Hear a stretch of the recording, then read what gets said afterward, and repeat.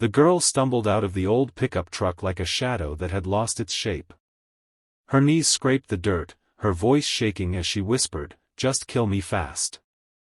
The wind carried her words into the endless stretch of highway where the rumble of motorcycles was growing louder, closer, like a storm rolling over dry land. When the engines cut off and boots hit the pavement, 5 men in black leather vests surrounded her. The tallest one, broad-shouldered, tattooed arms marked with years of hard roads, stepped forward.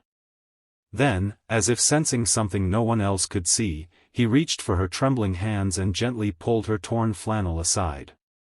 Beneath the bruises and dust, they saw the mark burned into her skin. Every biker froze. The air went silent. Even the wind seemed to stop breathing. Before we continue, if you believe that kindness can save a life, that second chances matter, please take a moment to like this video, share it, and subscribe to Ripple of Kindness. Your support helps us spread stories that remind the world humanity isn't dead yet.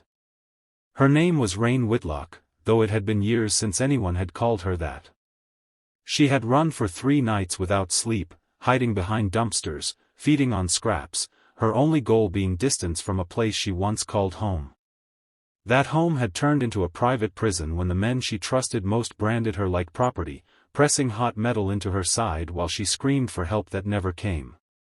The mark was his signature, a twisted emblem of control. She thought she'd die there. And maybe that would have been easier than escaping. But she ran anyway. And now standing before a group of bikers she didn't know. She had no energy left to run again. The leader, Hawk Grayson, had seen plenty of lost souls. His crew, known across dusty highways as the Iron Shepherds, wasn't the kind of club people approached lightly. But something about Rain's eyes, half frozen in terror, half begging to be unseen, hit him harder than he expected. When his glove brushed over that branded scar, a memory struck him like lightning, a small sister he hadn't seen in years, taken by the same gang symbol that was now burned into this stranger's flesh. He didn't speak. None of them did. The silence was heavier than any threat.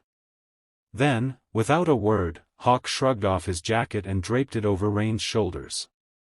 The rest of the crew exchanged glances, understanding without speaking that this wasn't just another lost traveler. This was personal. They brought her to their hideout, an old gas station that doubled as a repair shop. Rain didn't ask where they were taking her. She didn't care. Her body was running on fear and exhaustion. Her heart too numb to hope.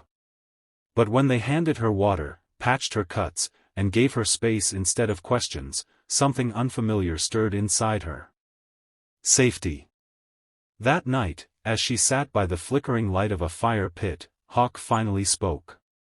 His voice was calm, growly, but carried a strange gentleness. "Who did that to you?" he asked. She hesitated, eyes locked on the flames, then whispered a name she hadn't said aloud in years. Mason Varick, leader of the Vultures MC, a gang known for trafficking and branding women as part of their trade. The air turned cold. The Iron Shepherds had history with the Vultures. Once allies until betrayal split the road between them. Hawk's jaw tightened, his fist curling against his knee. The mark on Rain's body wasn't just a scar. It was a challenge. Over the next few days, Rain tried to leave several times. Every time Hawk stopped her, not with force, but with truth. "You walk out there alone, you'll be hunted again," he said once. "But if you stay, maybe for once, you can stop running." It took time, but slowly her walls began to crack. She started talking about her childhood, her dreams before they were shattered, and the hopeless belief that maybe she wasn't meant to survive.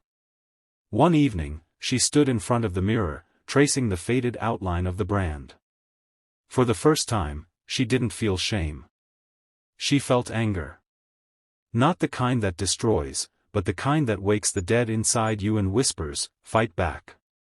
When Hawk saw that fire in her eyes, he nodded slightly.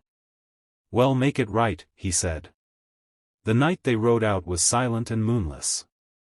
The Iron Shepherds rolled down the empty highway, engines low, lights dimmed. Rain sat behind Hawk, her hands gripping the sides of his vest like a lifeline. They weren't going to kill Mason. Not yet. First, they were going to show him what it felt like to lose control. The confrontation at the old mill was fast and brutal. The vultures never expected them. When Mason came out smirking, his arrogance evaporated the moment he saw Rain standing behind the iron shepherds, alive, unbroken, and staring right at him. Hawk didn't have to say a word. The message was clear. The girl you tried to destroy has a family now, and they ride for her. By dawn, it was over. The vulture's chapter was done. Rain didn't watch what happened to Mason. She didn't need to. For the first time in years, she felt the sun on her face without fear. Hawk rode her back to the gas station, silent as ever. When they stopped, she got off the bike, looked up at him, and simply said, "Thank you for not letting me disappear." He nodded. "You're one of us now," he said. And for the first time, she smiled.